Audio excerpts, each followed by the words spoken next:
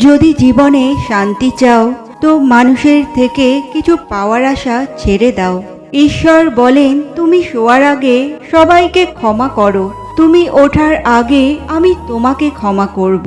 প্রয়োজন ছাড়া কেউ কারো খবর নেয় না, হোক সেটা বন্ধুত্ব বা অন্য কোনো সম্পর্ক।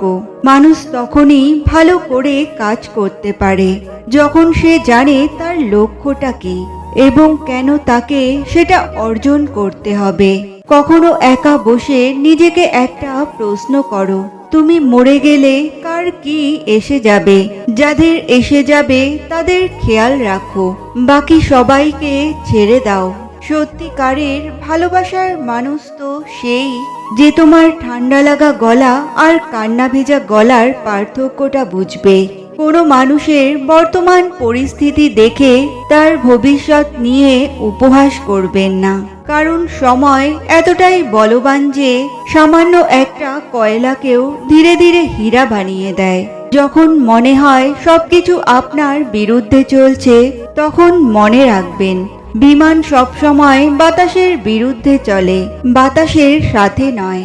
চিন্তিত হবেন না, ঈশ্বর জানেন আপনি ধৈর্য ধরছেন, অপেক্ষা করছেন। ভরসা রাখুন ঈশ্বরের ওপর, তিনি সবসময় আপনার সাথেই আছেন। জ্ঞান এবং অহংকার এই দুয়ের মধ্যে সম্পর্ক কোথায়?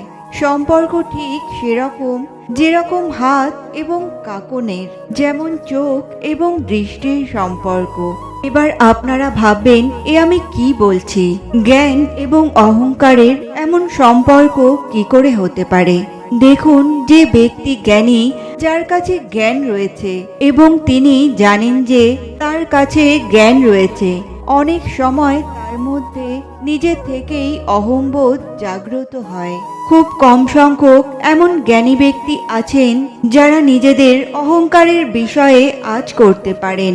প্রকৃত জ্ঞানী হলেন তিনি, যিনি নিজের জ্ঞানের সদ্ব্যবহার করে অহংকারকে দূর করেন। উচিত সময়ে বুঝে যান, নিজের অন্তর যাচাই করে এই বিষয়টা দেখেন যে তার অন্তরে অহংবোধ জাগ্রত হচ্ছে কিনা এবং নিজেকে সেখানেই থামিয়ে দেন, যাতে অহংকারের পথে তিনি অগ্রসর না হয়ে যান। এই অহংকার কখন উচিত, কখন অনুচিত, কখন প্রয়োগ করা উচিত নয়, কখন বাধা দেওয়া উচিত, এটা শেখা অত্যন্ত প্রয়োজনীয়। আর যদি এটা আপনি শিখতে পারেন, তাহলে আপনি একজন সত্যিকারের জ্ঞানী হয়ে উঠবেন এবং সুখীও থাকবেন। তাই মনে রাখবেন, এই জ্ঞান নিয়ে কখনোই অহংকার করবেন না, বরং সবসময় নিজের অহংবোধের বিষয়ে প্রকৃত ধারণা রাখবেন। এক লোক গোলাপকে প্রশ্ন করল, তুমি এত সুন্দর কেন? গোলাপ উত্তর দিল, এটা আমার গৌরব। লোকটি বলল, তাহলে তোমার গায়ে কাটা কেন? গোলাপ বলল, এটা আমার অহংকার। তাহলে তুমি এত তাড়াতাড়ি ঝরে যাও কেন? গোলাপ দুঃখ ভরা মন নিয়ে বলল, কারণ অহংকার পতনের মূল। অভিমান করা তখনই মানায় যখন তা ভাঙানোর মতো মানুষ জীবনে থাকে। মিথ্যাবাদীদের সাথে কখনো বিবাদে লিপ্ত হবেন না, কারণ সে তোমাকে নিয়ে মানুষের কাছে এমন মিথ্যা বলবে যা তুমি কল্পনাও করতে পারবে না। আধুনিক জীবন খুব চাপযুক্ত। এখন ছেলে বা মেয়ে উভয়ই বাইরে কাজ করে।